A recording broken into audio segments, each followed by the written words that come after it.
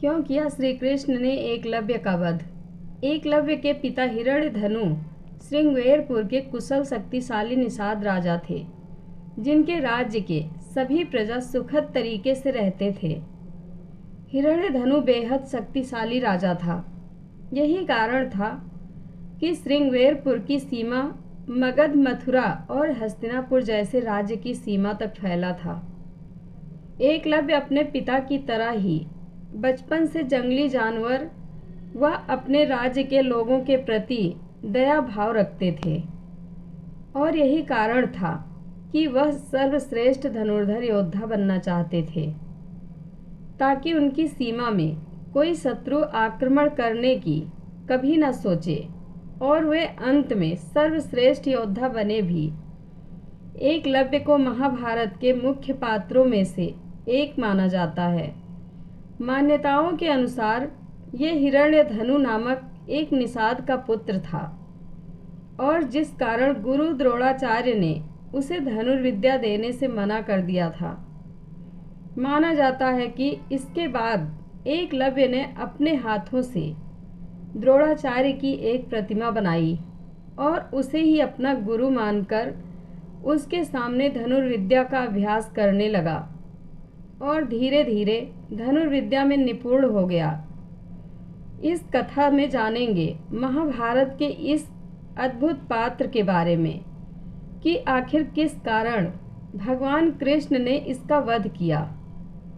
एकलव्य बचपन से धनुर्विद्या की उच्च शिक्षा प्राप्त करना चाहता था, और जब उसे पता चला कि गुरु द्रोण ने उसे धनुर्विद्या देने से मना कर दिया, तो आचार्य द्रोण की एक प्रतिमा बनाकर धनुर्विद्या का अभ्यास करने लगा, और वह धीरे धीरे धनुर्विद्या में निपुण हो गया। द्रोणाचार्य को इस बात का पता तब चला जब वह एक कुत्ते के साथ वन में गए, जहाँ एकलव्य अभ्यास करता था। कुत्ता एकलव्य को देखकर भौंकने लगा, तो कुत्ते के भौंकने को एकलव्य ने अपने बाण से कुत्ते का मुंह इस तरह बंद किया कि उसे कोई नुकसान भी नहीं हुआ। द्रोण और उसके शिष्यों ने ऐसी श्रेष्ठ धनुर्विद्या देख आश्चर्य में पड़ गए, जिस धनुर्विद्या को वे केवल ब्राह्मणों और क्षत्रिय तक सीमित रखना चाहते थे। उसे शूद्र के हाथों में जाता देख उन्हें चिंता होने लगी। तभी उन्हें अर्जुन को संसार का सर्वश्रेष्ठ धनुर्धर बनाने का वचन याद आया। द्रोण ने एकलव्य से पूछा कि यह धनुर्विद्या कैसे सीखी। एकलव्य ने जवाब दिया, आपसे आचार्य। एकलव्य ने द्रोण की मिट्टी की बनी प्रतिमा की ओर इशारा किया। द्रोण ने एकलव्य से गुरु दक्षिणा में उसके दाएं हाथ का अंगूठा मांगा। एकलव्य ने अपना अंगूठा काटकर गुरु द्रोण को अर्पित कर दिया। इसके बाद वे अपने पिता हिरण्यधनु के पास गया। एकलव्य के पिता श्रृंगवेर राज्य के राजा थे। उनकी मृत्यु के बाद एकलव्य इस राज्य का राजा बना। एकलव्य ने अपने राज्य का विस्तार करने के लिए निषाद भीलों की एक सशक्त सेना बनाई। प्रचलित कथाओं के अनुसार एकलव्य श्री कृष्ण को शत्रु मानने वाले जरासंध के साथ मिल गया था। जरासंध की सेना की तरफ से उसने मथुरा पर आक्रमण भी किया। एकलव्य ने यादव सेना के अधिकतर योद्धाओं को मार दिया था। जब ये सूचना श्री कृष्ण के पास पहुंची, तो वे युद्ध करने आ गए।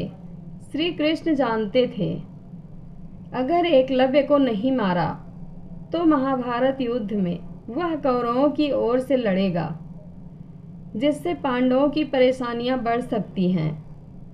इसके बाद श्री कृष्ण और एकलव्य के बीच युद्ध हुआ, जिस दौरान एकलव्य श्री कृष्ण के हाथों मारा गया था।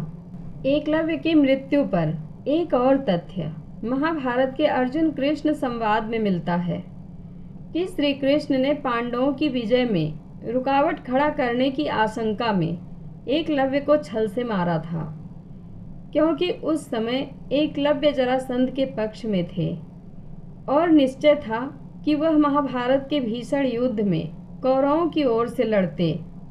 अगर ऐसा होता तो पांडवों को पराजय का सामना करना पड़ सकता था।